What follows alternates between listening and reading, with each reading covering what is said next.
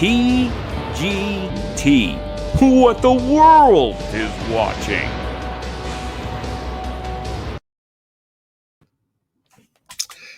Here we are, another substitute edition of Top Guy Theater. Frank Bruno is currently hurling his guts out in a toilet. At least that's what I think he's saying. I think he's actually spending more time with his wife, due to all of his anal issues that he's still going through, unfortunately. But we have a heck of a show for you guys today. We have Mr. International himself, Cyrus Fees, and we are going to watch TNA Genesis 2011. And we have got some fun stuff planned, and I have a major announcement at the end of the show that you guys do not want to miss. With that being said, the show must go on.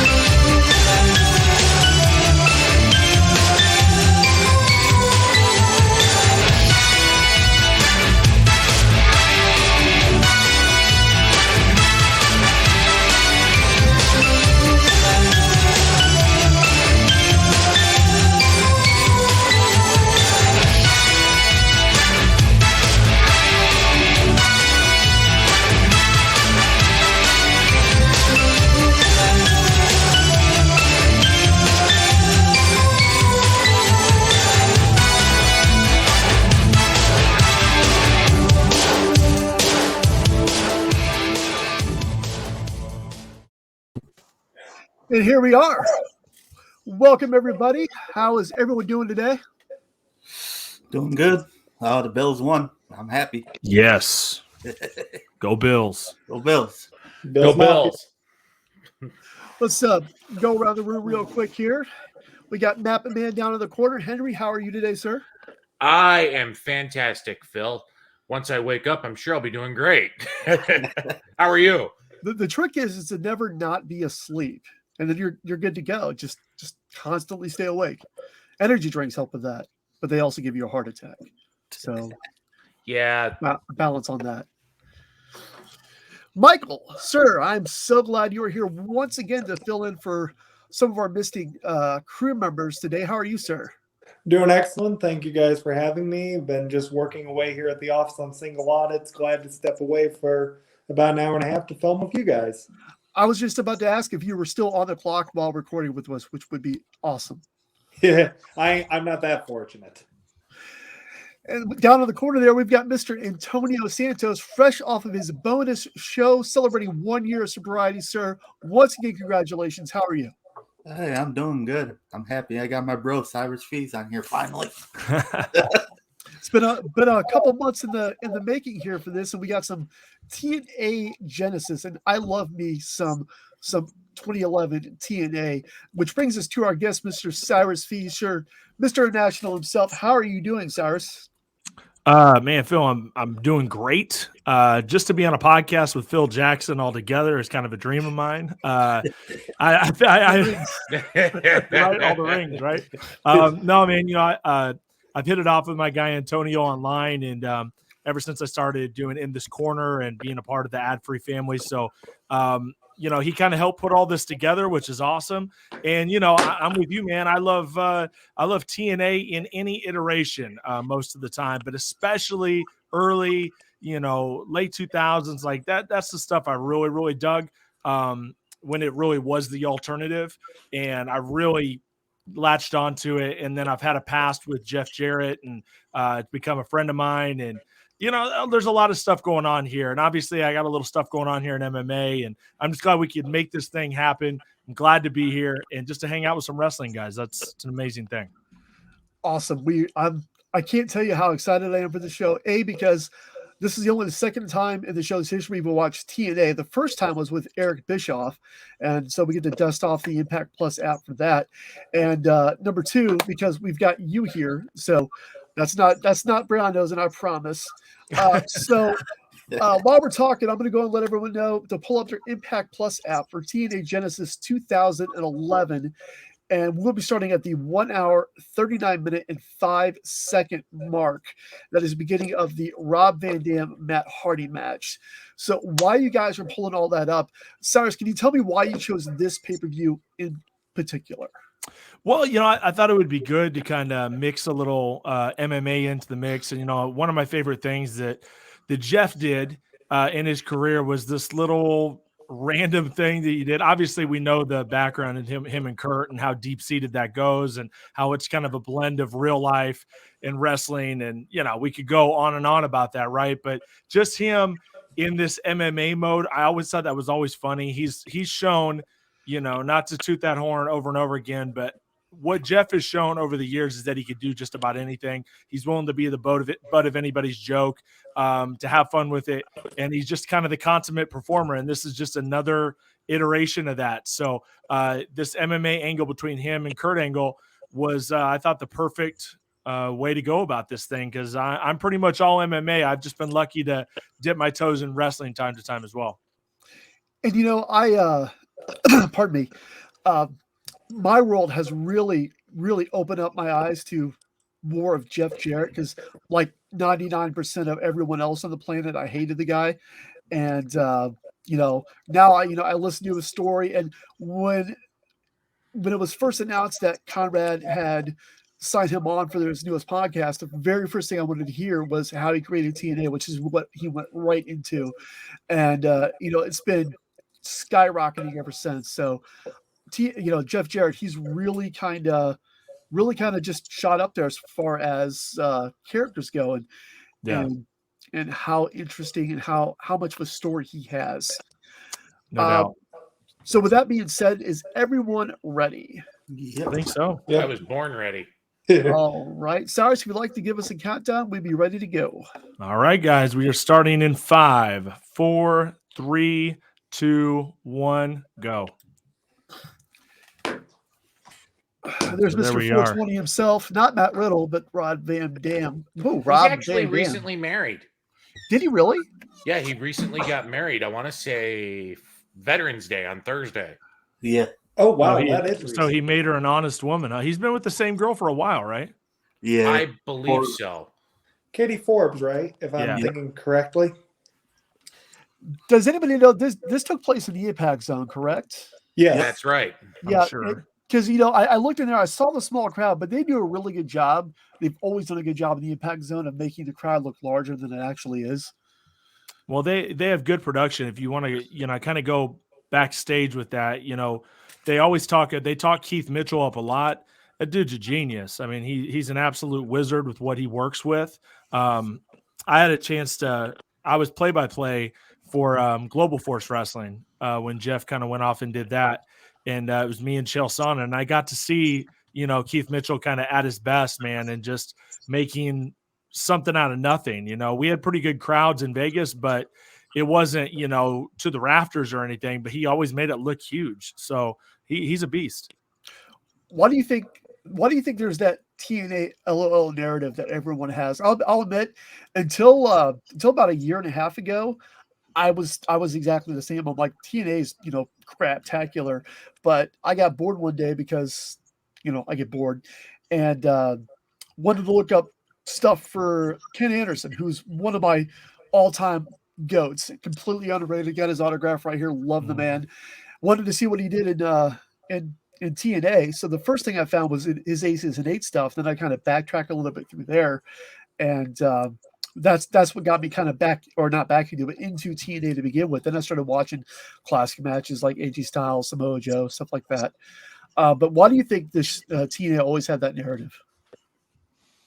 I think the interesting thing about that is, it's funny. I used to kind of LOL at TNA myself, and I was a huge supporter of TNA from the beginning. I remember watching the pay-per-view, et cetera, and I love the product. But one thing that my brother and I would always kind of laugh at is right around this era, it just seemed like they used to make things, and I guess pretty much, since the beginning, and maybe a lot of that's Russo or whatever it might be, but they always they made like their stipulations very, very complicated.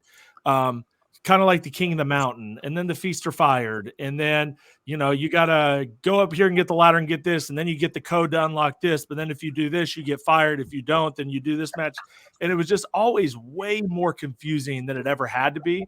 And so we would always laugh about that, but I always wanted to see TNA succeed. It just kind of always spun its wheels, and it just never really blew up like I think everybody wanted it to. But I think there's probably a lot of reasons behind that.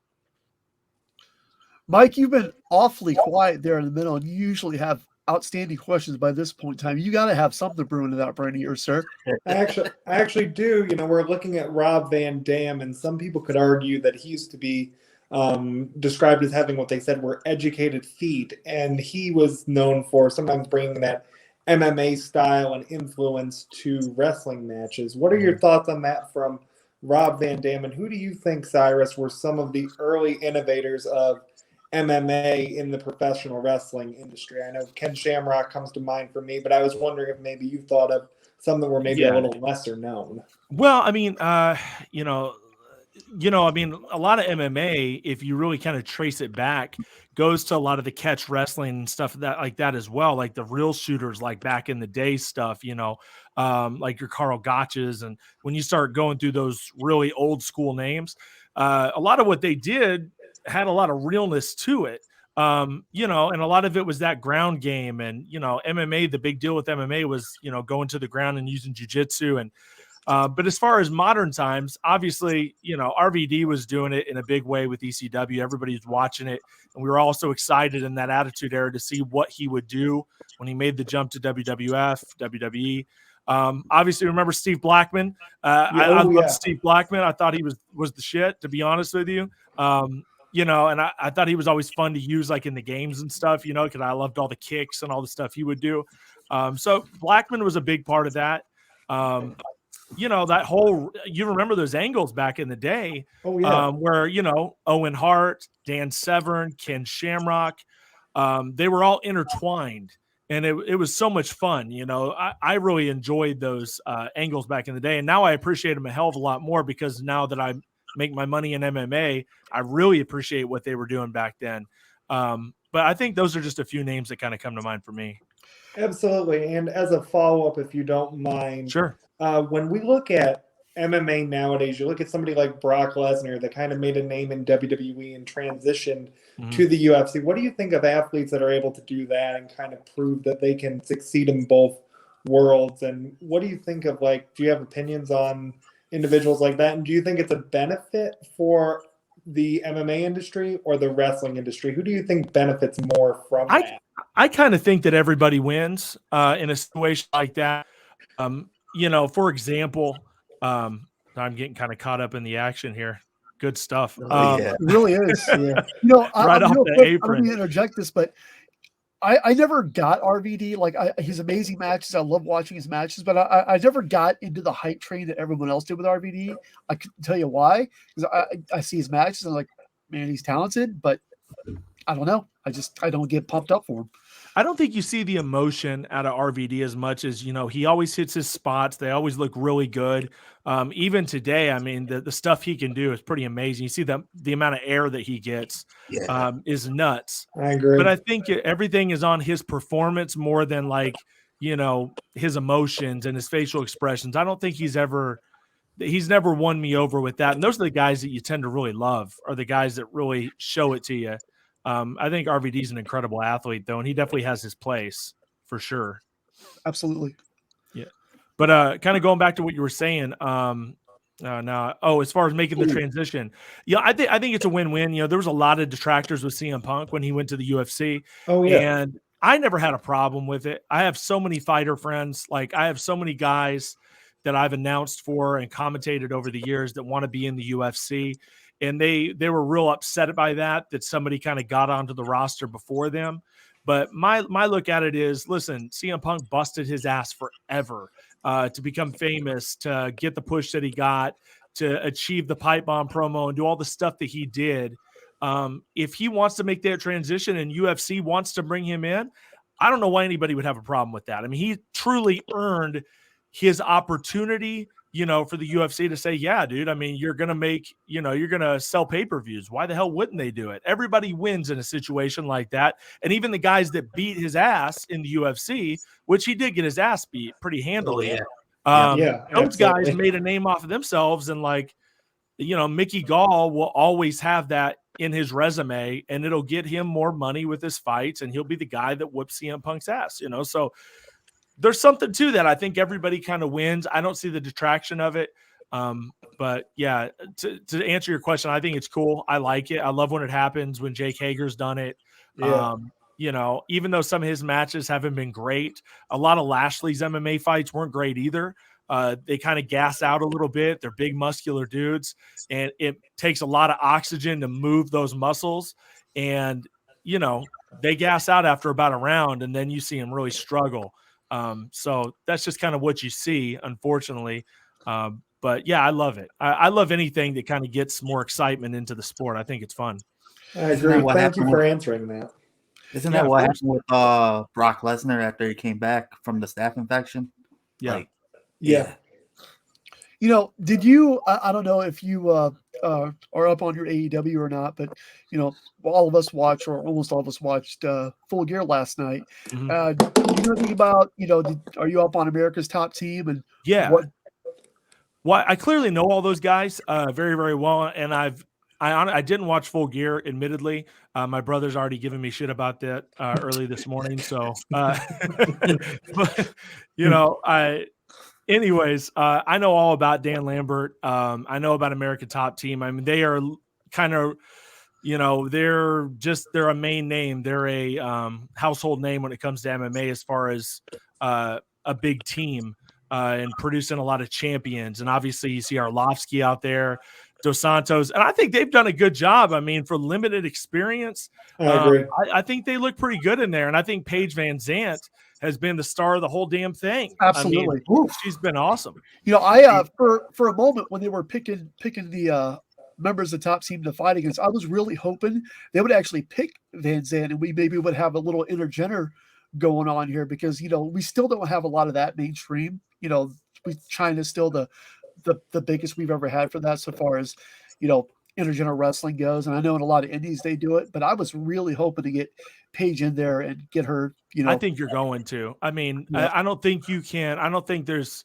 I think the people that are in AEW are smart enough to see that that she sells. She's one of the biggest self-promoters in MMA, and she's done a good job, because lately she's been getting her ass kicked in fighting with bare knuckle, with UFC. She's on a big time slide right now, but she's still extremely relevant because she has a brand, and she, I mean, let's not make bones about it, man. She puts up sexy pics. She has like her own type of OnlyFans. Like, she knows how to keep herself relevant, and I give her tons of props for that. I interviewed her for Fight, like, I guess about 2 months ago, and she kind of got turned off when I mentioned that, because I was like, what do you say to anybody that's a detractor that says, what you're doing maybe isn't right or whatever? You're just using your body to kind of keep your brand alive.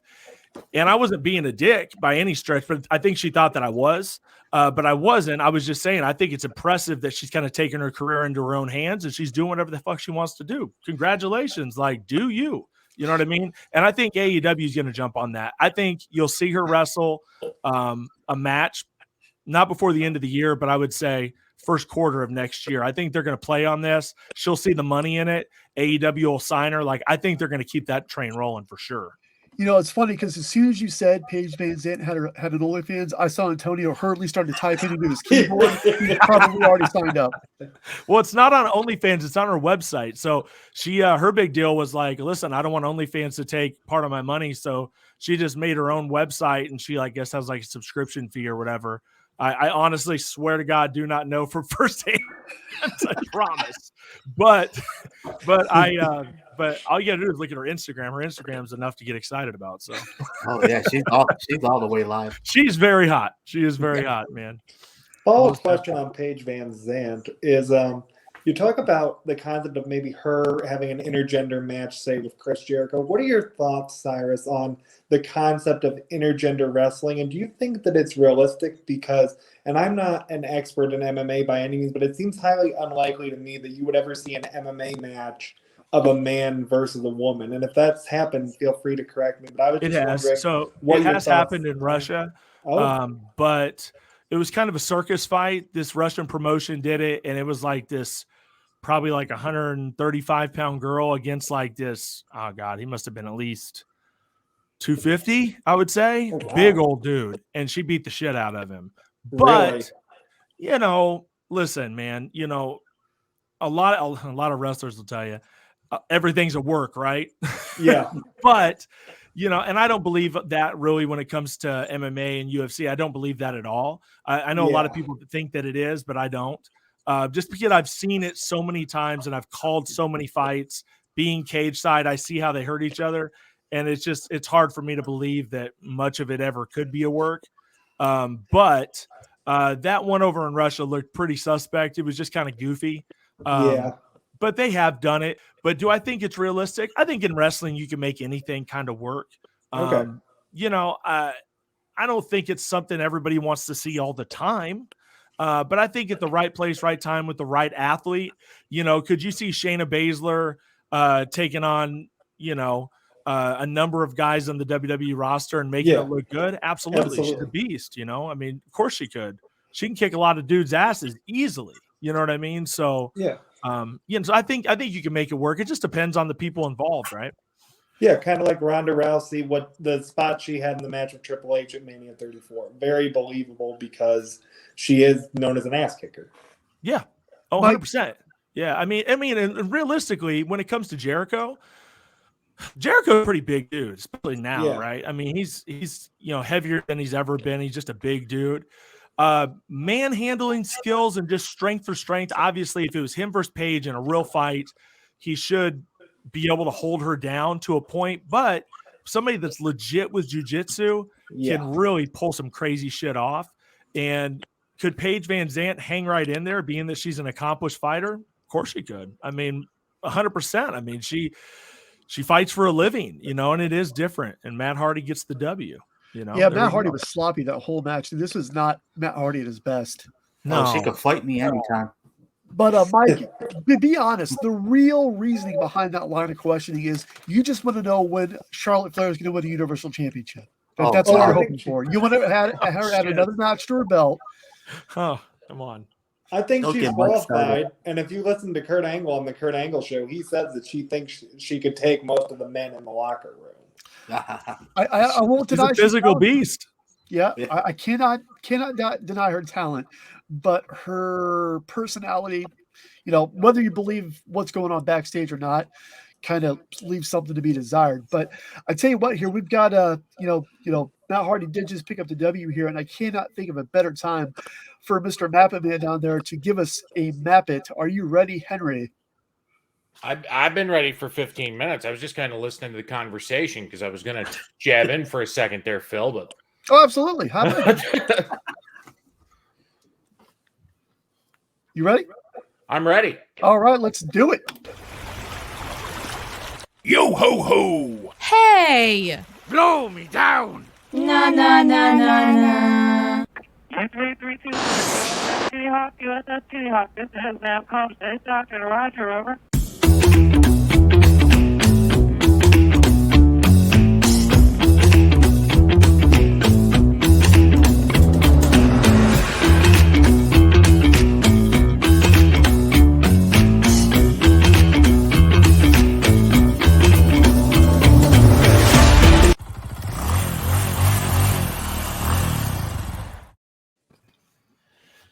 Theater wrestling, for lack of a better turn of phrase, at its best for TNA Impact Genesis 2011 takes us to the Impact Zone inside Universal Studios Orlando, Florida.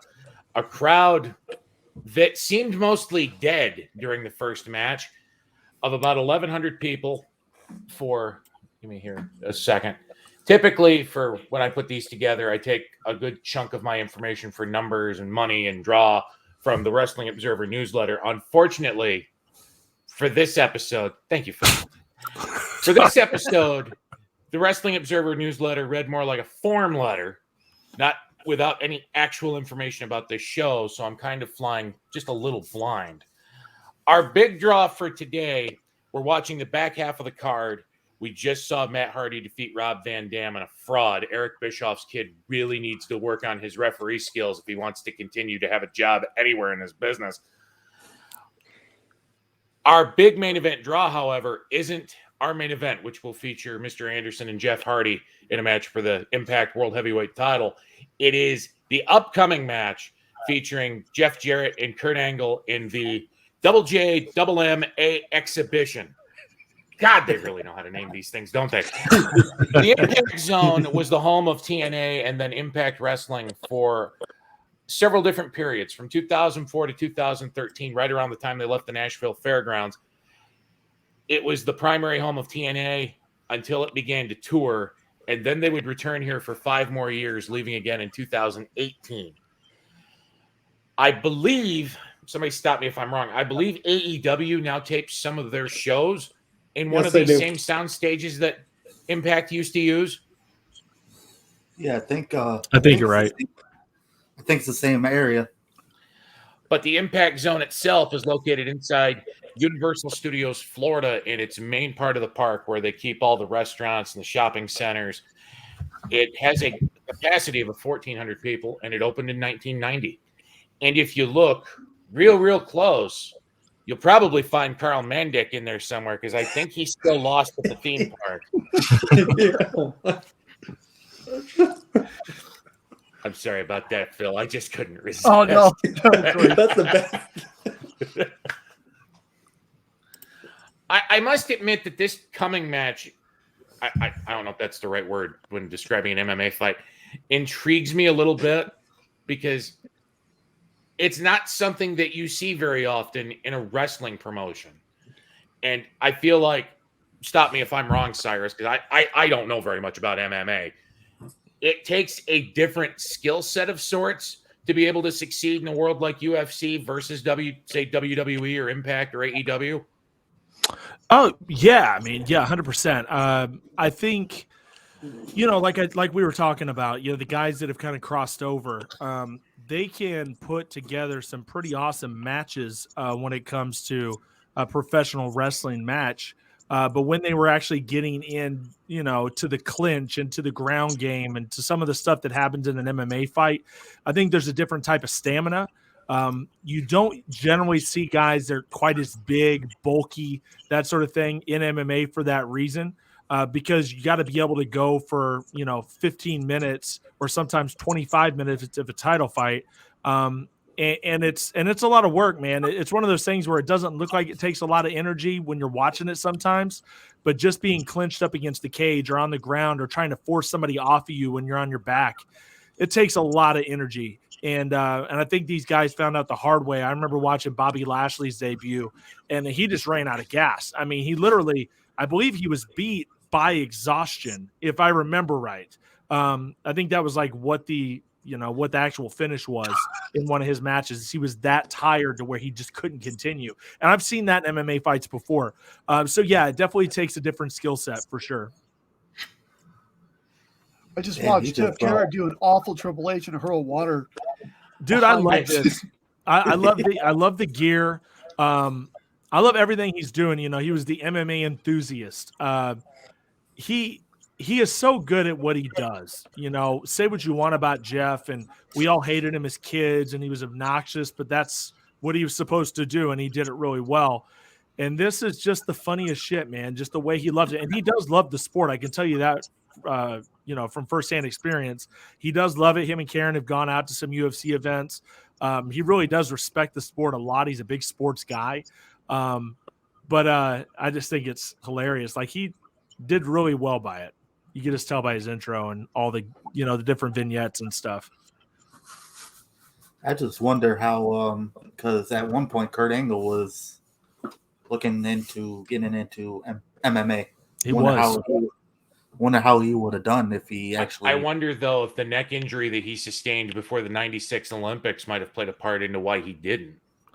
No, I think it was a lot of money stuff too. I've listened to a background on it a number of times, and I've had a chance to interview Kurt long time ago. It was at the Arnold Classic, maybe 8 years ago, and I asked him about it.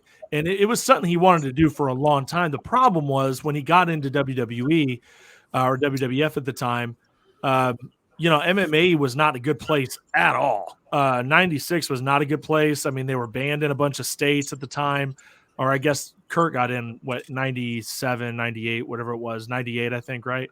And it still wasn't in a good place until like the early 2000s, as far as like to make money and that sort of thing. So I totally get why he made the choice that he did. He tried to work it into his TNA contract that, he would have kind of some outs so he could go and fight MMA. I know that's a big part of it. I think I heard that on My World, actually, or it might have been on the Angle podcast. But so he wanted to make it happen, but I think the injuries just mounted up on him and he couldn't make it work, man. You talk about a guy that has just been beat up for so long, with all the different neck surgeries and stuff. It's amazing that he still walks around and to this day. He can't turn his head anymore. He literally cannot turn his head with all the neck surgeries. And yeah, he talked about that on his show. And when he told me he was popping upwards of, not me, but us, the show. Yeah, of well, course. he was talking to me. No, when he talked about popping 40, 50 Viking in a day, the fact that he's still alive is a miracle. It is. The man is a credit to the entire business so far as determination and perseverance goes. Personal and drug problems notwithstanding, the dude does not get enough credit. No, I agree. I agree. Look at Double J. He's so into this, you can tell. But he's got. I have to ask, which one of them is the heel? Yes, Jeff. I think believe Jeff. Definitely Jeff. Yeah. When is Jeff not the heel? Even See, when my he's the problem face, with he's the that, heel. I might be a little bit ahead of you guys. I'm seeing Kurt Angle just looking like he wants to take a nap right in the center of the ring. That's right. No, he's good. That seems He like the wants- very heelish thing to do. It's because Jeff's been avoiding him the whole time, and he's trying to suck him into the ground game part of it and to go to the ground with him. Because Jeff was just doing the circle thing or whatever, just avoiding any contact. I get it. You see that in MMA fights too. You'll see guys when somebody doesn't want to engage. I've seen fighters do that. I've seen the Diaz brothers do that before. They'll just kind of lay on the ground and they'll kind of put their arm up there. Okay, finally we get a little engagement. He's chasing him down here, looking for a takedown, holding on to the ropes. Good stuff. I mean, he's doing everything that he can. And, they made this real perfect right at the end of the round where he's not going to be able to do a whole lot with him. Trying to get the RNC. Jarrett's not going to tap. All right, he gets saved by the bell. I do have a question. Yeah, because once you get in the ground game, you're caught down there, you have a hard time getting back up. Well, especially when you're dealing with Kurt Angle, right? I mean, that's definitely his thing. That's the thing. If Kurt would have got in, when he was in his athletic prime, and truthfully, if he would have got into MMA early on, whether it had been 97, 98, and really went after it, I have no doubt that he would have been a beast. He would have done some really amazing things. Good chance he would have won a championship. Just because that wrestling base, when it comes to MMA, and if you don't watch it a lot, the number one base you can have as a fighter is wrestling, because you can always resort to it just to get somebody on the ground to stay on top of them. You can win fights that way just by staying on top of somebody. So it's the number one base traditionally that you can have is wrestling. So Kurt would have been awesome. Do you think he would have been more successful, say, than a Brock Lesnar? Do you think Kurt Angle was more equipped had the MMA option been there to have a more successful career in MMA than, say, Brock did? And Brock had a monumental MMA career. Yeah, Brock, and look at that, he's got the Camaro on him. I don't know why they broke that up. Was it a pin? They obviously, listen, it's TNA back in the day. They probably had some very strange rules here. Yeah. You can only get a pin on the round. I thought for a second that he was just inviting Jeff Jarrett to pin him like Bash at the Beach 2000 when Hogan did that. I'm sure it's something like you can arm only get triangle a pin when the counters at the 5-second mark at the end of the minute, and there's some stupid crap like that. Well, that was a really good that hold right there. Now, I haven't trained a lot. I have a lot of every time I talk to people, they'll be like, "Hey, do you train? Do you do jiu-jitsu?" And I'm like, "Nah, I don't." I have before, and I've done that one the last one that Angle had on. Now, this is a Darce choke, what he's doing right there, which is also a nasty, nasty choke.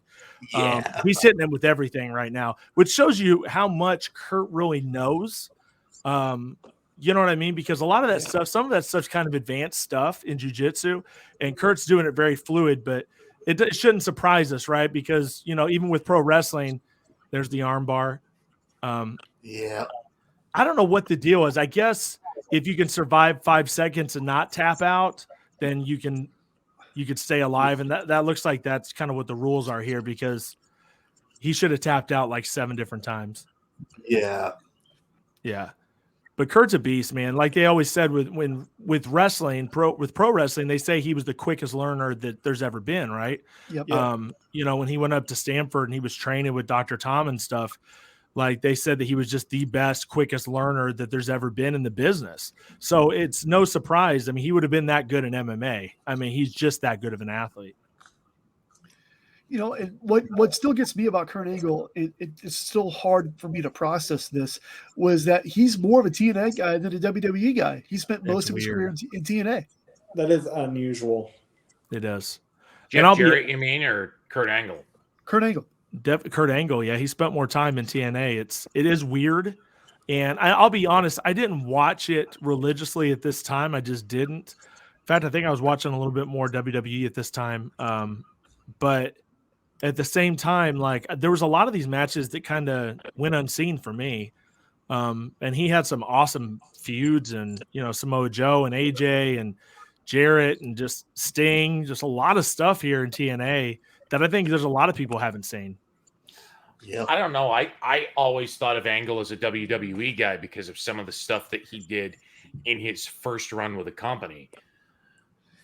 Especially during the invasion angle. I mean, part of that could also come from the fact that I haven't watched very much TNA. It's because that little bitty cowboy hat is singed into your brain. Yippee-ki-yay. Maybe I also have that night where right after the invasion ends, Ric Flair comes back and he tells Vince McMahon that they're partners now as Vince is trying to give the belt to Kurt Angle. Wow. And it looks like Vince becomes so apoplectic he's about to have a stroke. when he's grabbing his ear and some of the best stuff ever, right? I mean, Vince is so good with the facials, man. He's incredible. So this looks good, man. Not bad. He's obviously sliding off the top of Angle. If you're in a real MMA fight, you're sliding off of somebody like that, you're not going to be able to do much. But obviously they're selling the bleeding. It's fun. I must have missed it. When did he get cut open? Right about the same time Psycho Sid did it in 99 Halloween Havoc. that mystery. I'm glad we finally solved that, because Hornswoggle was going apeshit until when we finally figured it out and I emailed him. He was like, "Why the fuck did they do that?" Real quick, Cyrus, we watched Halloween Havoc 1999 with Hornswoggle, and Sid came out for his main event match already bleeding, and we had no idea why. It was driving him absolutely insane. Why is he bleeding? Why is he bleeding? Turns out there was a pre-tape segment that never aired, where he got jumped backstage, and he finally when I finally emailed him, he was super relieved. But that's kind of been a running joke lately. Man, that era of WCW is a guilty pleasure of mine. That's the type of stuff that if I'm on the network, just randomly on the network, I'll pop some of that stuff on and just watch one of the old Nitros or the old Thunders. I love that shit. It was a hot mess. It was a train wreck, but it was fun. It was just a fun time. I don't know. I enjoy that stuff. So that'd be a fun one to watch, man. I love watching that era of WCW. Man, are you going to love my announcement at the end of the show then? That's what I'm talking about.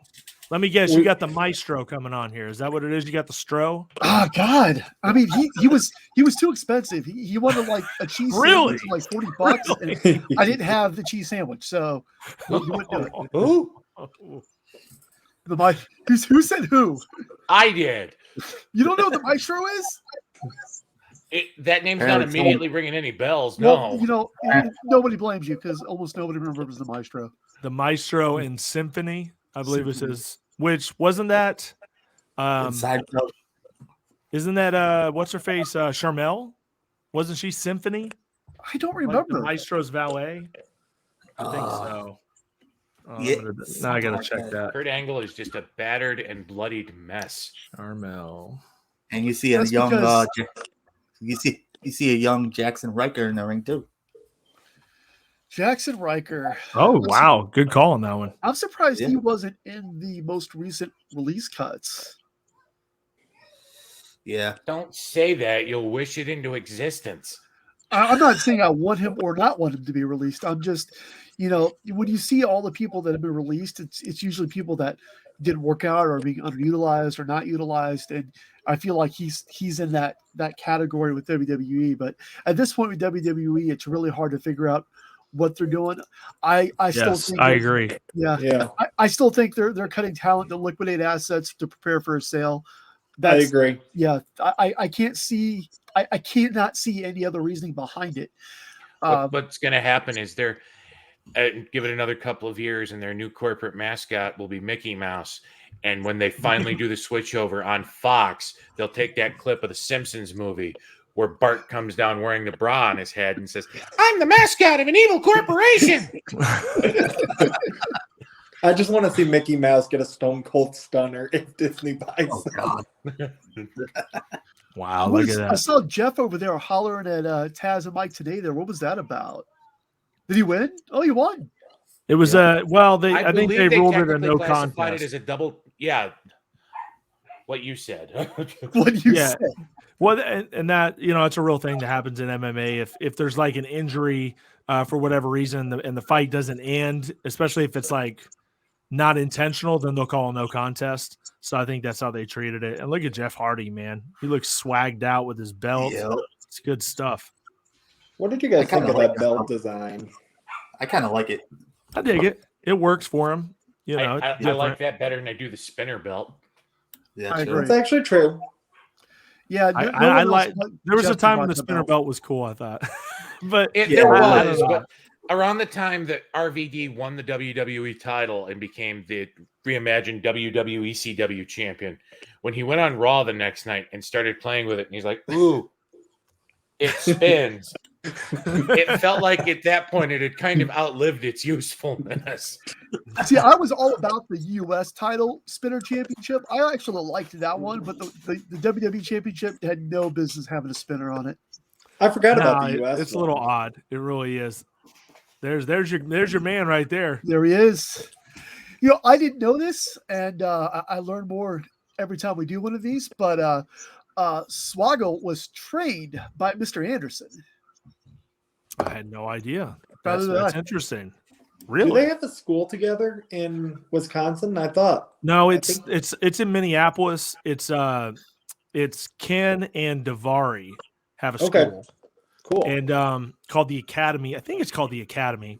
And but I actually had a chance. I did a show up in Fargo, North Dakota about 2 months ago. I believe it was. And Ken was actually there as a guest. And we actually were dueling ring announcers for the main event, which was fucking awesome. Like we had an cool. angle inside of the cage. And, I was marking out, man. I've been around a lot of cool people, and, I worked StarCast. I worked the very first StarCast with Conrad and for Fight TV, and got to be around all these guys in the green room and a lot of people that I never thought that I'd be, hanging out with and just bullshitting with.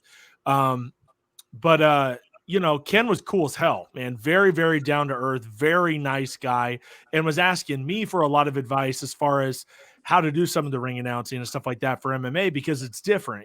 What he does on TV is just kind of saying his name and doing his thing. But he was asking for some intricacies, which I always thought was crazy. I was like, I'm giving him advice on ring announcing, but it was cool though. Super cool. Very nice guy. Cool. Awesome.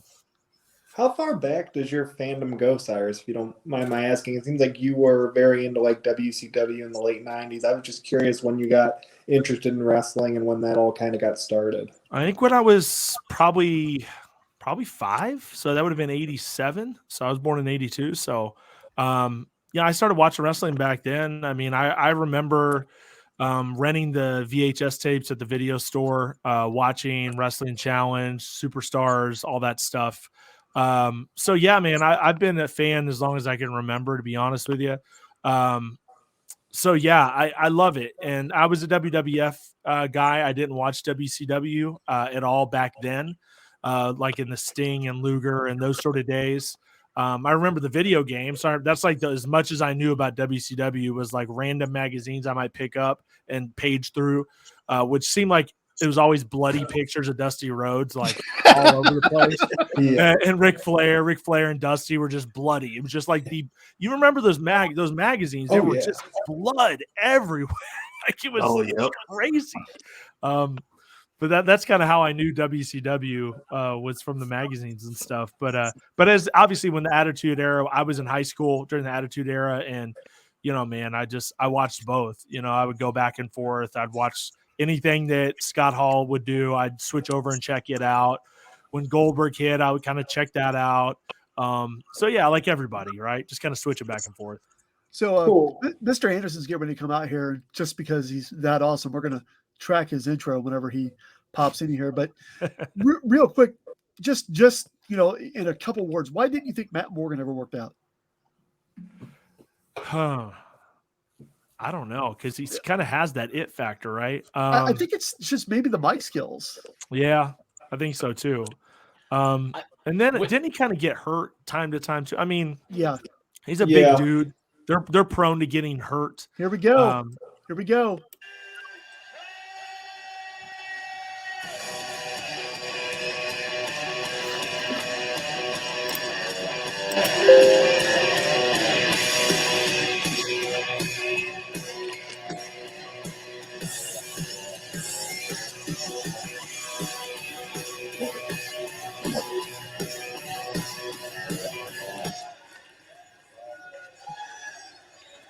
Man, if I could do that just one time in my announcing career, just one fucking time. Ladies and gentlemen, I give to you the next TNA World Heavyweight Champion. I give to you Mr. Anderson. Wait for it. Wait for it.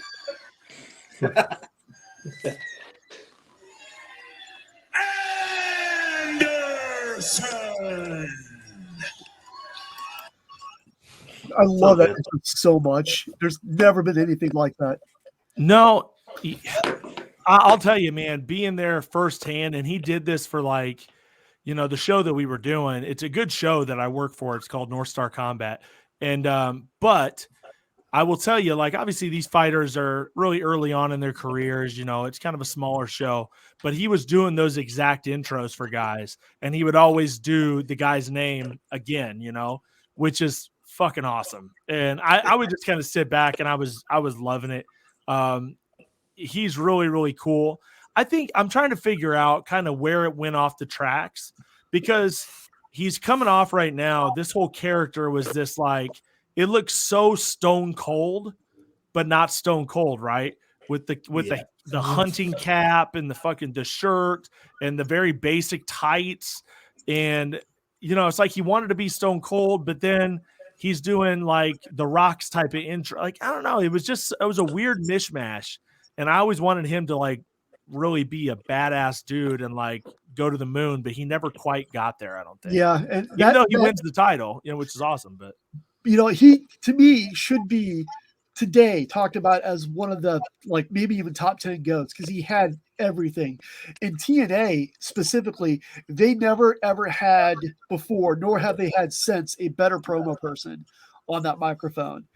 And I always, one of these things always got me in TNA with Anderson is his fan base name is Anderson's Assholes. Like, you couldn't get away with that anywhere else. Like, Hulkamaniacs and WWE Universe, and then you have Assholes. I love it. Well, I loved the Kennedy name. I thought, I was in hook, line, and sinker for Mr. Kennedy, and Kane Kennedy. yeah, And me too. I loved every bit of it. It was so incredible. I mean, my daughter's name is Kennedy, but that's not the reason why. No, just go with it. Promise Just go it with really it. Just is. like I named it after. I would just go with it. Yeah, oh, maybe. I guess we could. Yeah, why not? And I have wrestling friends that when I say that's my daughter's name, they'll say her name and then they'll say it one more time. So Yeah, I don't know that it necessarily matters to anything, but I noticed that the official for this match is senior referee Earl Hebner, the same man who personally screwed Bret Hart alongside Bruce Pritchard and Gerald Briscoe. boom. Is he going to officiate the World Heavyweight title match? I don't know. I can't remember. I believe this match happens, and after this match, immediately Jeff Hardy goes comes to- out and wrestles the winner. So I believe, yeah, it flows right into the next one, and he stays out. Now, Antonio, you said were you a Mr. Kennedy, Mr. Anderson fan as well? Oh yeah, like more of a at the time Mr. Kennedy because all the stuff he was doing. Like he was gonna get pushed to the moon over there. I think he was gonna be Vince's son at one point. He But was. Yeah. Swoggle actually told us about that when we had Swoggle on for the first time. It was going to be Kennedy all the way up till he got injured, and then he told us, he came into the building and Pritchard's like, "Give me your phone right now. You're going to be Vince's son." Wow. Just like that, right? So give me your phone. Okay, Well, so like Yeah, he he didn't couldn't want get leaked out, like so Yeah. like they put him okay. And then he sat under the ring for like all the pre-tapes, like all that other stuff, and then all of Raw, all the way to the end of Raw before he got hopped out of, and they told him don't say anything, don't come over the mic, don't say anything because it's supposed to be a huge surprise.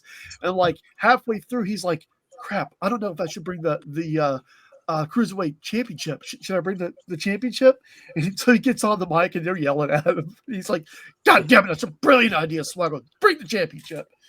It's my terrible Vince McMahon impression, but that story had me in stitches.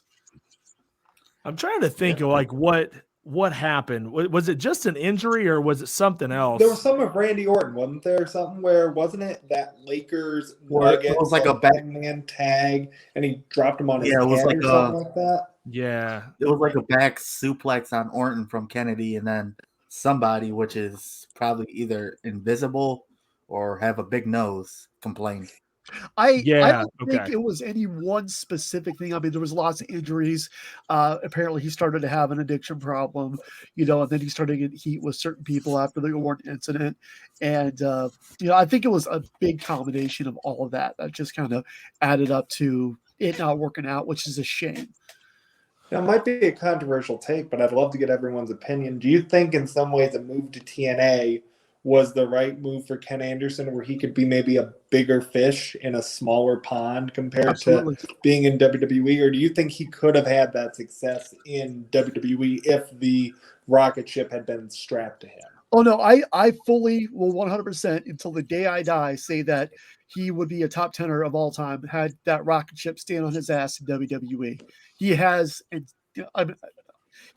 He has all the tools. He's phenomenal in the ring. Great speaker, it factor, great crowd presence. I mean, you can't build a better wrestler. He's like a blonde-headed Rock at this point. I mean, not quite with the crowd engagement because no one will ever do the Rock, but no, he would be a top 10er in most people's minds had he stayed. I have no question about that. Yeah, I mean, I tend to agree. I think he would have been right up there, and I mean that just kind of goes to show you the politics of the business, right? I mean, if you rub people the wrong way, it doesn't work out well for you. And from everything I'm reading here and from what you guys were just talking about, you rub Randy Orton the wrong way. That was a big part of it. And apparently they said that Orton like persuaded Cena to complain about it too. And that was like the straw that broke the camel's back. That's what I'm reading on Wikipedia. I want to say I talked to Ken a little bit about it the night of the fights when we were working together. And it was kind of a mishmash of that as well. But it's just politics, man. And it's really shitty the way it is like that. But wrestling's very much like that, well, a lot of jobs are, but wrestling even more. So Chris Jericho likes to say that you have to be a little bit of an asshole to succeed in this business. Yeah. It's funny because I've been told by everybody, I mean, my dream as far as with my career has always been to be in the WWE. So, I mean, I can't help but to want that, you know. I just got a chance to work with the UFC, which was very, very much on the top of my list as well. But there's something about WWE and getting Vince McMahon in your ear. And I know this sounds stupid, but I want, before my career's over, for him to be screaming at me in my ear. So, You know, did you hear that Michael Cole only has 40% hearing in that I ear? saw now? that the other day. Yeah. I didn't know that. I didn't hear that. That's crazy. Yeah. So yeah, he only has 40% hearing in the ear where his mic piece is. Oh God. Yeah, it's one of those things that I've talked to so many guys that have worked there. And I'm not going to name names, but a lot of guys that have been like on the commentary team and stuff. And it sounds so stupid not to be able to name names, but I'm not going to. But anyway, put anybody's business out there. I totally I hate when people say that, but sorry. Anyways, guys that have been on the commentary team before that are not currently on the commentary team or announced for WWE, and you can try to figure that out yourselves. But anyways, they have told me, like, you will hate yourself. Like, you'll hate your job. They literally have only horror stories to say about it. And it's really sad too, because it kind of makes you feel like shit. You're like, oh, that sucks. But would I still go there in a heartbeat? Of course I would. Like, I wouldn't think twice about it, you know? That sounds eerily similar, and I'm not saying this is who it is, to Jonathan Coachman when he had his interview on ad-free shows. It does sound it does sound very, very similar to him. Yeah. Yes, and very similar. you know, he had I was in shock when I heard some of the things he said about his time in WWE, but some of it, when you hear it, also makes sense. Yeah, it does. I agree. And, you know, I think with Coach, I don't think Coach would have said that on air for the world to hear maybe 2-3 years ago, but he kind of had that little cup of coffee again, doing the ESPN stuff and kind of working with them again. And I'd say he went back that second time, and now he's like, screw it. You know, I've done this thing a couple of times. I'm good now. So, you know, the Coach is awesome, man. I hear Coach on my freaking Madden game all the freaking time. He's everywhere, same here, bro. It's crazy. Every time I'm doing challenges, there's the Coach. Yep. Speaking of football, what about the Bills? Let's hear it for the damn yeah. Bills. Let's go Bills. Are you going to be there next weekend?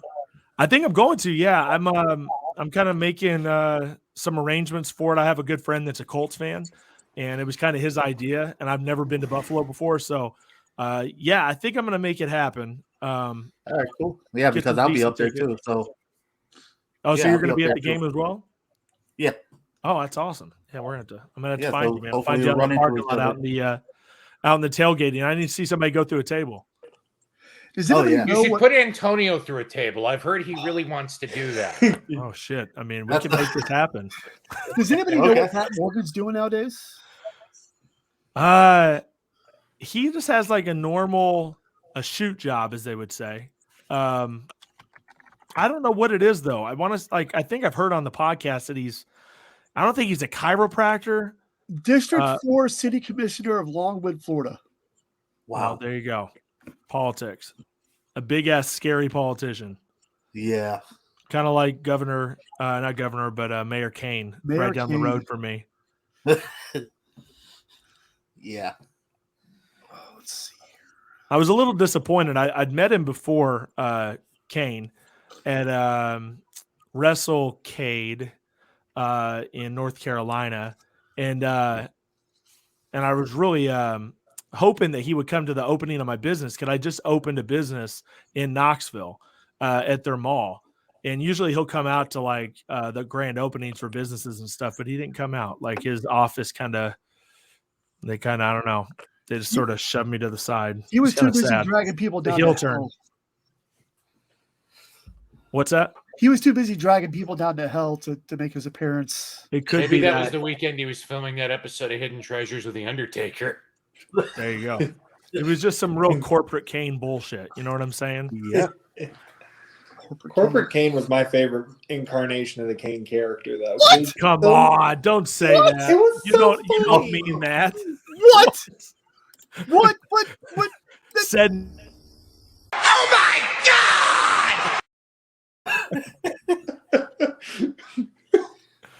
God! That's Money Mike wow. for you. That's a hot take. Antonio, we should chip together our money to buy him a ticket to next weekend's game so that one of you can put him through a table for Yeah, that. me and Cyrus could do the 3D on him through a table. Most definitely. You are literally the only person on earth, Mike, that has to think Corporate Kane is the best Kane. It was funny. I thought it allowed him to be a more versatile character and show his comedic timing. One of my more favorite episodes with Kane, I don't remember exactly when it was, but he was in the middle of a feud with The Undertaker, and they were getting ready for a match, and all of a sudden The Undertaker comes back and he screams, "I thought you were dead. You're supposed to be dead." But I don't remember when that was. WrestleMania 20. Yeah, I think that sounds about right. Yeah. Oh, my favorite Kane is from the Attitude Era. Nothing can beat that. My favorite Kane is the Hell in a Cell Kane from the match where it's a first blood match between him and Austin for the title, and if Kane loses, he's supposed to set himself on fire. My favorite Kane is actually the right when he became unmasked and walked around and had the towel over his head when he came to the ring. He was set JR on fire. I actually really like that version of Kane. I liked That Unmasked feud with Kane. Shane was great. There for the first like 2-3 years or whatever. When he kind of went face, I was down in I think it was 24, WrestleMania 24. And he won the the ECW title? Yeah, from Chavo. Yeah, ECW title from Chavo. Oh, I was very excited. All my friends think they've always said, "Oh, we hate Kane." I always thought Kane was cool. But I was so happy that he won that championship. Like I was over the moon that he won that title. And his world title run in 2010 was great too. When they finally gave him the shot at the world title and he held it for, I think it was like 6-7 months. It was a good run. SmackDown, right? When like SmackDown title or something? Yeah, the world heavyweight. And that's when he had his last like big feud with The Undertaker. And then Edge. He won Money in the Bank, cashed it in on Ray. And then, he had this like whole crusade to find out whoever put Undertaker in a vegetative state. And it turned out, obviously, it was Kane. The vegetative state. Such WWE speak. Well, I mean, think about it. You can't say you killed The Undertaker because he's already dead. Yeah. So, I mean, what else are you going to do to the guy? That's true. Very, very true. I don't know. As I watch this match, I think it's amazing that at this point in 2011, Earl Hebner's been a referee at this point for like 35 years. Yeah, it really is. Really cool guy too. I'm sure you guys have had it. So I got to ask you guys. So how many of you guys went to the Top Guy weekend? Oh, all of us. No, Mike didn't make with our larger group, it would be the majority of us. But in this case, Money Mike and Antonio weren't able to join us. Okay. Yeah. we were in the front, like very far left table, up front by the stage there. We were the rowdy, annoying table that just kept yelling shit at people. That's awesome. Yeah, it's so funny when I put my podcast with ad free, I just kind of reached out to Conrad and I was like, "Hey, I got this podcast. I've been doing it for a while." And he's like, "Oh yeah." And he just like made one phone call and sent one text. He's like, "All right, put them on ad free." I was like, "Oh, sick! Like that's really cool." But one of the things I was so excited about was that I got like honorary Top Guy status, which is awesome. I was just wanting to get my podcast ad free. You know what I mean? Like 83 weeks and obviously Jarrett and all those, and but I get all the notifications for all the Top Guy stuff, so it's pretty awesome. Like, I mean, it's really cool to be up there, Top Guy status. Are you still on there, right? You still have your show for ad free. We still have it, yeah. It's still going on. It's been, I've had a little bit of a hiatus. Like I mentioned, I just opened up a new business. So it's been nonstop commuting back and forth, like an hour and a half each way going to Knoxville and back. So I kind of had to slow down a little bit with my interviews, but I got Dan Severn, I think coming in on Tuesday. That was a big kick. Always a good kick there. Kicked out of the Carbon Footprint. And such a cool name Absolutely. for a finisher too, by the way. Yeah. I always like that one. But we're coming back for sure. I got Dan Severn, Stephan Bonner, UFC Hall of Famer, so that'll be a good one. Wrestler as well. And we're gonna start it right back up. But yeah, it'll definitely still be on ad free. Yeah, some of my favorite interviews was well, I won't get in trouble here. Crazy Horse. Oh yeah, dude. Yeah, right. Yeah, Yeah. exactly. What's his name? Felony Charles Bennett. Yeah. Felony Charles Bennett and who was else? Shit. Oh, the last one he did, Shawnee Shoney? Carter. Yeah, Yeah, Shoney Shoney Carter. Carter. Yeah. I've tried to get guys, obviously, that are the more entertaining fighters, the guys that, not necessarily just a good fighter, that have a good personality too, like your Mayhem Miller and Bob Sapp and Tank Abbott. I mean, you guys would appreciate all those. I mean, I know you other guys that are here on the podcast. With the Tank Abbott, we talked a lot about wrestling. Shamrock, we talked a lot about wrestling. I love those guys that did the crossover. Those are definitely the best ones to get. I tried to get Steve Blackman. I got him on the phone. He just doesn't do podcasts like at all.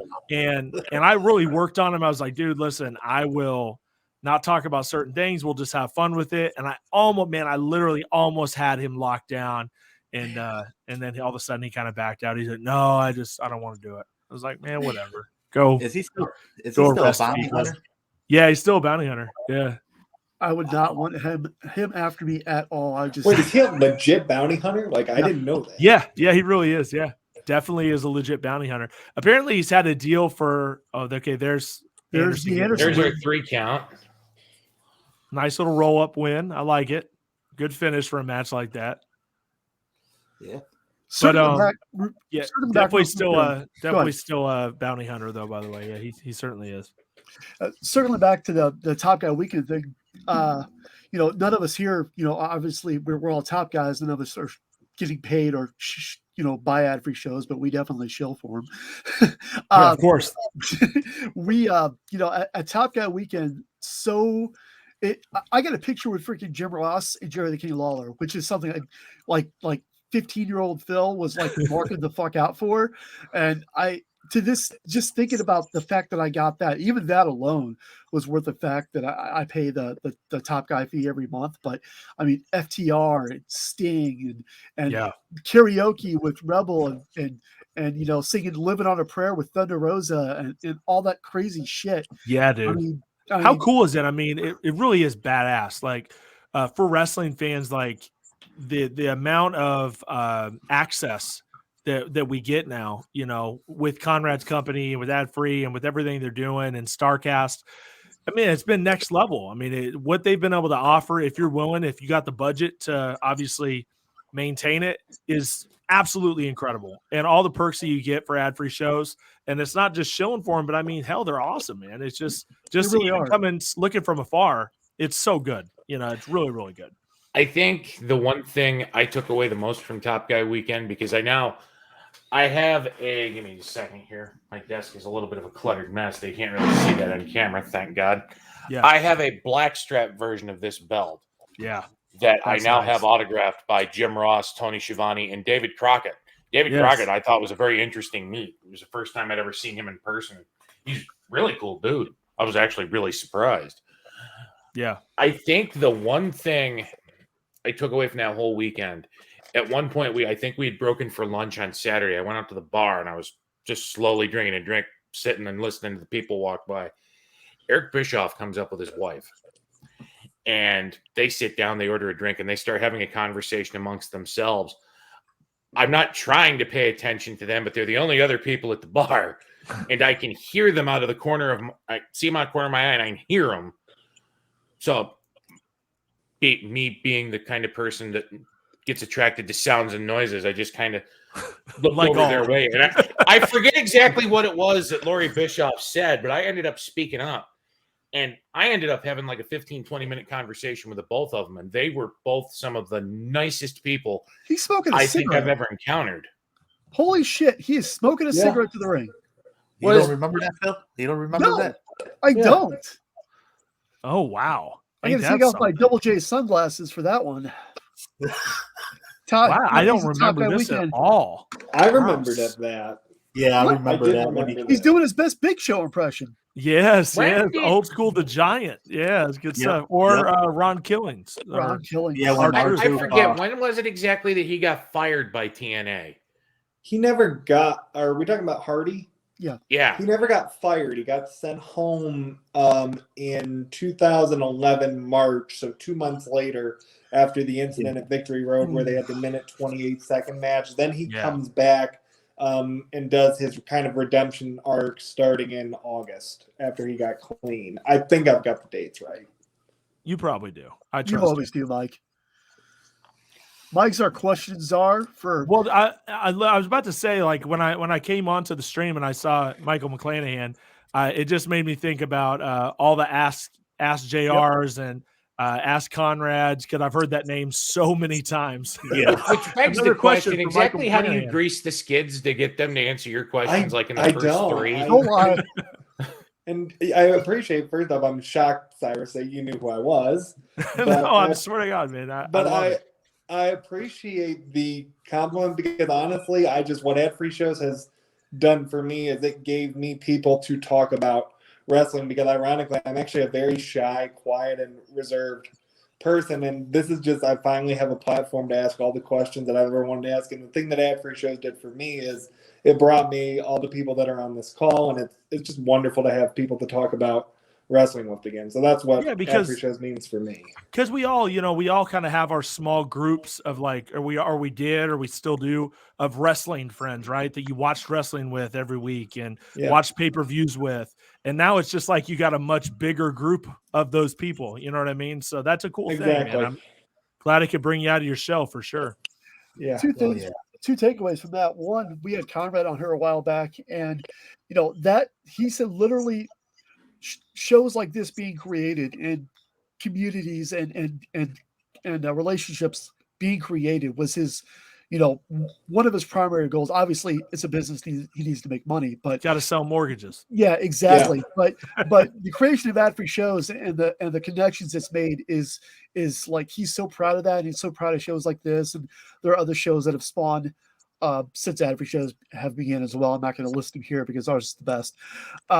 But the second takeaway from that, Mike, you have to remember, Henry's been on this show nearly since the beginning, since before me actually, because I started at episode 3. I believe Henry started at episode 2.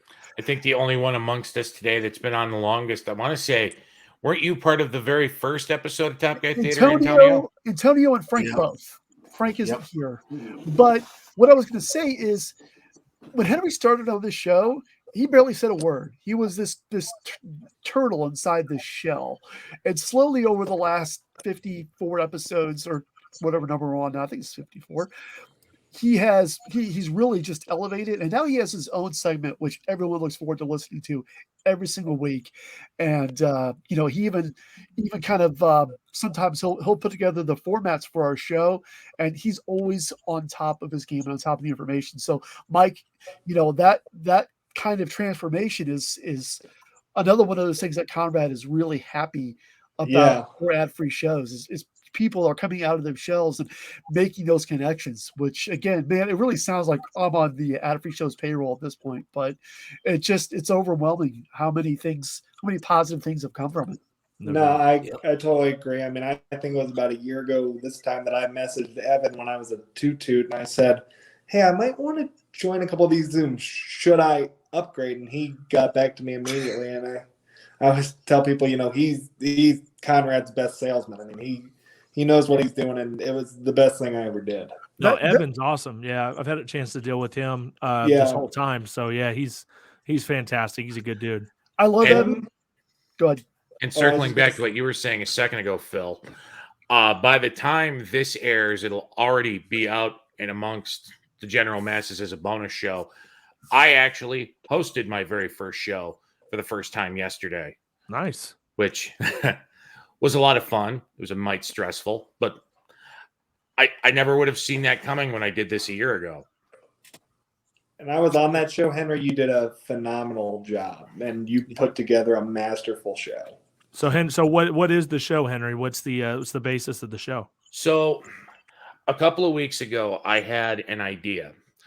But again, by the time this episode airs, we'll have passed that mark. But come Tuesday of this coming week, Antonio will have been sober for 1 year. We normally do these on Saturdays. And as I remember correctly, Phil, I believe we were originally supposed to do this yesterday with Cyrus, but because everybody wanted to watch Full Gear and the timing just didn't work out, Cyrus was gracious enough to join us today instead. Correct. So about 3 weeks ago, I'm looking at the calendar, and the Saturday where we'd normally record, I said, that's the anniversary of Eddie Guerrero's death. I've heard Antonio talk up and down about how Eddie Guerrero is one of his favorite wrestlers.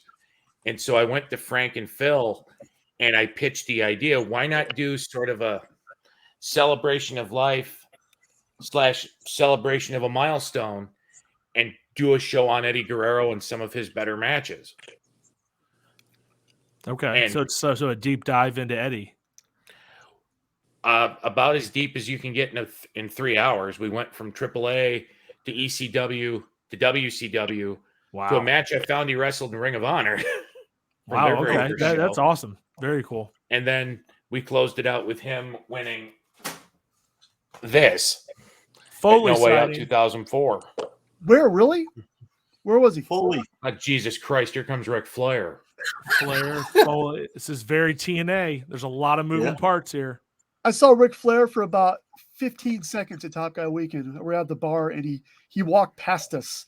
And I didn't realize it at the time, but Charlotte was also walking with him, and she was trying to be really low-key.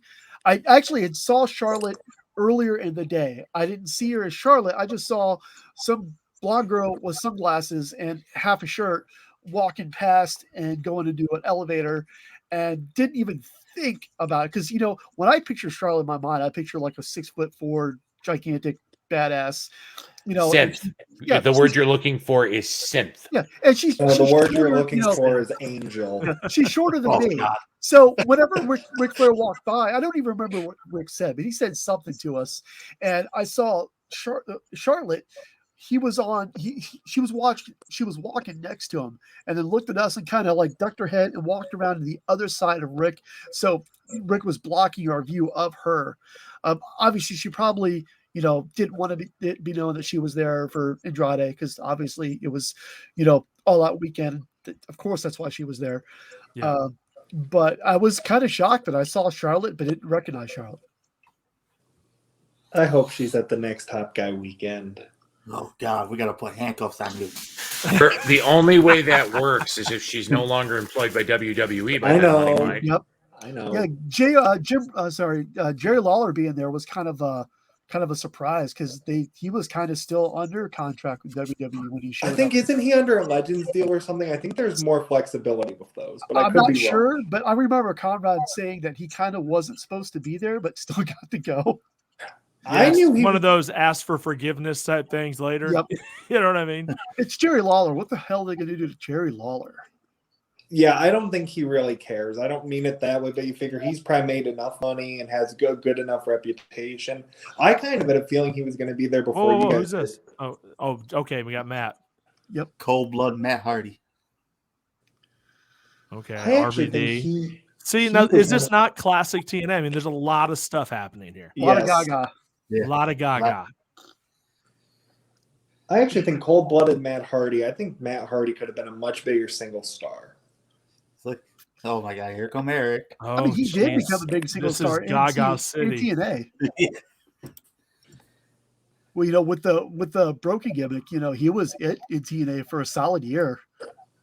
I agree. The problem is WWE ruined the broken gimmick for me with Woken Matt Hardy. Well, of course they did. You know, there's another reason why I've always liked Kennedy. It's that finisher. It's basically the flatliner. Yep. Like Yep. move for move, which was Look at always that. my favorite finisher in the Attitude Era. Oh, look at There that you go. son of a bitch in the ring 1, with his perfect 2, There hair. it is. 3. There you go. There you go. Championship. Big W. That's awesome. Man, Was that his first world championship win? I I believe think so. it was. Yes. Yep. That's pretty awesome. Even if it was with a bunch of Universal Studios park tourists. Yeah, and they got in there for free. I think. They Didn't they decided get to there come to for free? wrestling instead of waiting in line for the Incredible Hulk ride. Yep. Woo! Yeah. What? Yeah, Bobby like Roode. free admission Okay, for 'em. Kazarian. AJ. Oh my God. His face run. He had two like he had this face run, and then he had the face run right after Aces and Eights. But he spent most of his time in TNA as a heel, I believe. He That's when did. he I went think to the he's a dark better hair. heel. I heard two people once there. I heard dark hair and I heard the word heel. No, I was just saying that's when he went to the dark hair. Yeah, or and I whatever. kind of liked the look. It was kind of more of like, it fit the Aces and Eights mold. It was cool. And yeah, I was so like, we did the Eric Bischoff episode, and I argued and fought. I'm like, if we get Eric Bischoff on the show, we need to do our first ever TNA episode on Aces and Eights for multiple reasons. But my two big ones were, one, it's a very polarizing faction and topic. And number two, it's something he has yet to talk about in 83 weeks. And so whenever I presented to him, he absolutely loved it. He's like, yeah, I've barely talked about this. I'd love to do that with you guys. So, that's, that whole Aces and Eights storyline. And, like I said, at the beginning of the show, when I was looking up Mr. Anderson and I discovered him on the Aces and Eights, that's how I kind of really started diving into the Aces and Eights and then kind of backtracking and all the other stuff. And TNA was crazy between 2011 and 2013. It was, I thought the Aces and Eights stuff was fun too. It was just such Sons of Anarchy was so hot at that time. Like, it was such a kind of Sons of Anarchy ripoff, but it was fun. Obviously you stay topical of what's trending. But the one thing I love about 83 Weeks, and literally that's one of my go-tos. Like, I listen to 83 Weeks, I listen to My World, I'll listen to something to wrestle with every once in a while, but that's really it. As far as like what my go-to podcasts are. And but I love 83 Weeks, and anytime they're talking TNA, I'm always tuned in because I love hearing Bischoff's take on some of these. And a lot of the times he's just pushing it off on other people. He's like, I didn't have nothing to do with that shit, which I totally understand. But I do just love hearing Eric talk, and he's one of those guys that I would love to be around, would love to learn from, because he's just such a badass. Like, he just has a cool attitude about everything, and I love everything Bischoff. He's a good dude. Well, we've got, we wrapped up TNA Genesis 2011, and I did allude to this at the beginning of the show. I do have a major announcement. So with that, I believe it is time to be filled in.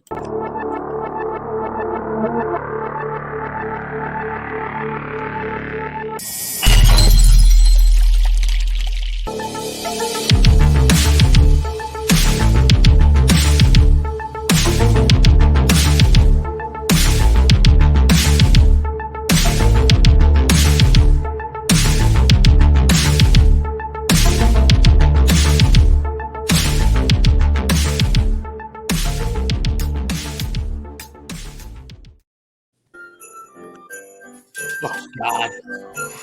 Oh, wow. Greetings and Merry Christmas to all of you. No, it's not Christmas, but I do come bearing wonderful Christmas gifts for all of our fans. I am proud to announce in December, on Christmas Eve, Top Guy Theater's first annual Christmas catastrophe. Why is it a catastrophe, you ask? Well, here at Top Guy Theater, we are committed to bring you quality entertainment and only the best watch-alongs. So obviously, we're going to go to 2000s WCW Vince Russo era. Now, what better show to watch to encompass Vince Russo than the September 25th WCW Night Show? Oh yes, Vince Russo winning the World Heavyweight Championship and a match with wages. But that's not all. This would not be a catastrophe without two wonderful guests to watch along and give us their perfect commentary on this pivotal moment in wrestling history. So on our record on December 19th, we will have friend of the show, Hornswoggle, and All Ego Ethan Page. And we'll be watching the entirety of that Monday Nitro, and it's absolutely something you do not want to miss. Now, I know what you're going to say, but Christmas, you're recording the 19th. It always takes a few weeks for your episodes to drop. Hey, not this time. You will have this show on Christmas Eve, courtesy of Top Guy Theater. And happy holidays to you all. That's my take. And you've been filled in. Oh my God. Wow. Wow. Phew. I love it. I am filled in, and I will tune in for that monumental episode. I love it. So we're nearing the end of our time here with you, Mr. Fees. So yes, I called you Mr. Fees. I did that on purpose. So since we're winding down here, do you have anything you wanna plug to anyone that's watching in or listening? All 5 of them. Well, if you live, I know there's top guys, and I know there's fans of the show that live here in wonderful East Tennessee. If you're around, then come to Vision Quest VR, my virtual reality arcade in Johnson City and in Knoxville. It's a lot of fun. If you're in driving distance, it's worth it. Pretty incredible stuff. And then if you want to check out the podcast, check that out as well. Like I said, we do a lot of crossover stuff, so we try to give the wrestling fans their fill. So we're going to have Dan Severn back on. There's a lot to talk about with Dan. We talked about his NWA championship run, what that meant, a number of things. So I'm excited about that. And yeah, man, just check out the podcast. It's on every podcast platform, and it's on ad-free shows. So that's it. And hit me up at Cyrus the Show. Why not? Awesome. So let's go around and get our final thoughts. Henry, your final thoughts on TNA Genesis 2011, sir. I found this to be a very interesting show. I kind of want to go back and watch the first half of it that we didn't cover, but I think it was finally nice to see Ken Anderson get his comeuppance and become a world heavyweight champion. 100% agree. Mike? If I had to summarize this show, I think I could say, and this goes back to something Eric always says, is you look at what we saw, it was an excellent show, and I think it shows how much untapped potential TNA really had in these fundamental years with the Genesis 2011. I thought it was a great show. Really, really enjoyed watching along with all of you, and especially Cyrus. Your MMA take, I thought, added so much to it. Gave me a really unique way to look at the program, and it was great to look back on the genesis of Ken Anderson's title run. I see what you did there. Antonio? Oh, this was a good show. I forgot how good that pay-per-view was. Glad it had Cyrus on here. Like, just awesome. And I want to know why Phil has ears on his head. 2 sets of ears. I got my, my taxi cab doors, and I've got my elf ears. So which ones are you referring to, sir? Oh, the ones on your hat or whatever that is. I'm an elf. I'm trying to figure out why you haven't taken off the hat. I know. Hey, you get into Christmas spirit, damn it. Well, Humbug. all seriousness, no, it's a good show. It's awesome having you, Cyrus. Absolutely. And for the other guys that haven't really listened, I highly, what's the word I'm looking for? Recommend listening to his podcast, because there's some interviews that you'll enjoy. Yeah, they go off the rails for sure. Yeah. Cyrus, send us home, man. What did you think of TNA Genesis 2011? Yeah, so I'll be honest with you. I wasn't watching at a regular pace at that point, to be honest with you. So I hadn't seen a lot of those matches. So I did like it a lot. I loved the Jarrett MMA angle. And I had seen clips of it before, but I'd never watched it in its entirety. And that was very entertaining. Like I said, I'm a massive Jeff Jarrett fan. And Mark, because the guy's given me some big opportunities throughout the years. So I love Jarrett. He's awesome. So I really loved that. And then I didn't realize, until I looked, and did check the Wikipedia and checked out the results, that it was Ken's first world championship win. So to actually have another tie-in there and actually know Ken and get to know him, a couple weeks or a couple months ago was awesome. So yeah, it was a pretty cool show. I mean, TNA's always had quality matches and quality action. It just gets a little muddled up and jumbled up, and it sure did right there at the end. I mean, we had how many run-ins and how many little side things happening, all the gaga. It was a typical TNA main event of its time. So what you're saying is you enjoyed it when the midgets jack off into the trash cans? Oh no, that's from earlier. Wow. yeah. I mean, who doesn't? Oh. That's not how I saw that going. Oh, TNA, we love you. Oh, TNA. All right, so for Antonio, Henry, our special czar of questions, Michael McClanahan, and our very special guest, Cyrus Fees. I'm Phil Jackson. Thank you for turning into Top Guy Theater, and can't wait to see you next week. So long. 14 WrestleManias. A leg drop, an elbow smash, a body slam. Are you ready to fight? Who will survive?